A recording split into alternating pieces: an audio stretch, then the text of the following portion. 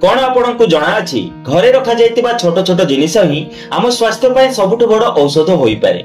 यार उत्तर रे आपण निहाती हां कहिबे।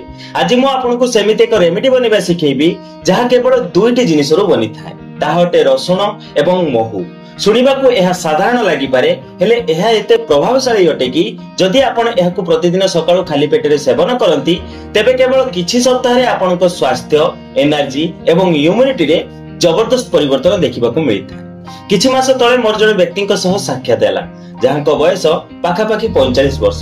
से बैंक रे चाकरी करंती, दिन सारा ऑफिस रे बसिबा, कामर प्रेशर, बाहरर खाद्य फଳରେ तांकर ओजन बढ़ी गला, ब्लड प्रेशर मध्य बढ़िला एवं दुर्बलता सब बेले लागि रहिला।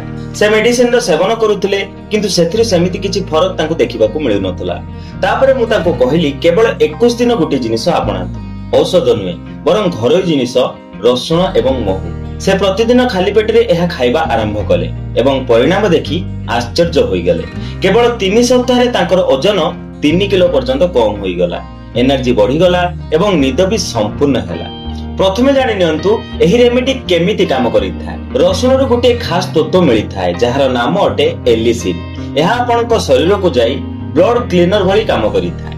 यह रक्त को पतला करिथाय, फଳରେ हार्ट पर्यंत रक्त भल भाबरे पहुंची पारे एवं हार्ट अटैक रो डर मध्य कम होई जाय।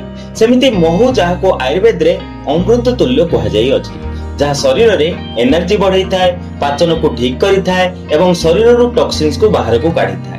जेबे एही दुईटी जिनिस एका साथी रे मिसई सेवन करा जाय तेबे एहा बनि जाय एक नेचुरल हीलिंग कॉम्बो जहा डिटॉक्सिफाई करिथाय, ओजन को कम करिथाय एवं इम्यून सिस्टम को बूस्ट करिथाय। एबे जानि नंतु एही रेमेडी रो चमत्कारी फायदा विषय रे।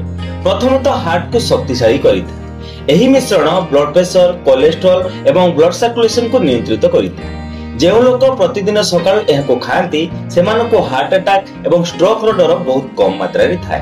द्वितीय रे एहा आपनको ओजन को कम करिथाय। खाली पेटरे रसुण एवं महू खाइबा द्वारा मेटाबॉलिज्म तेज होइथाय, फଳରେ फैट बर्निंग शीघ्र होइथाय। धीरे धीरे आपनको पेटर चर्बी तरळिबाकू लागे। तृतीय रे थंडा, काश एवं कफ पाई मध्य एहा लाभदायक अटे। एथिरे मौजूद एंटीवायरल एवं एंटीबैक्टेरियल गुण शरीर को संक्रमणठु बंचैଥାଏ। खास करी शीत दिन मानकरे एही रेमेडी नेचुरल एंटीबायोटिक भली काम करिଥାଏ। शेषरे एहा आपनको केश एवं स्किन रे ग्लो आनिଥାଏ। रसुण एवं महू साथीरे खाइबा द्वारा रक्त सफा होइଥାଏ, फଳରେ चेहरा रे ग्लो आसीଥାଏ एवं केश झड़िबा कम होइଥାଏ। एबे जानि नियंतु एही रेमेडी को आपण केमिति बनेइबे। सकाळ उठी गोटे रसुण पाखुडा नियंतु एवं ताहार चोपा काढी ताहाको अल्प क्रश कर दियंतु। एबे आपण सेतरे 1 चमच महू मिसांतु। तापरे आपण एहाको 10 मिनिट पर्यंत सेमिति रहिबाकू दियंतु, कारण रसुण रो एंजाइम जेमिति एक्टिवेट होई जिवो। तापरे आपण एहाको चोबे चोबे खाइ नियंतु। एहार सेवन परे 30 मिनिट पर्यंत किछि भी खांतु ना, बस एतिकी करंतु। किछि दिन मध्यरे आपनको एथिरो फरक देखिबाकू मिलिबो। शरीरर ऊर्जा बढ़िबो, चेहरा चमकी उठिबो एवं शरीर हल्का फील करिवो। एहा सहित किछि सावधानता निहाती रखंतु, जेमिति कि जदि आपनको एसिडिटी, अल्सर बा ब्लड प्रेशर भली समस्या अछि तेबे एहार सेवन पूर्वरु प्रथमे डाक्टरक परामर्श निहाती नियंतु। छोट पिला एवं गर्भवती महिला एहार कम मात्रा रे सेवन करंतु।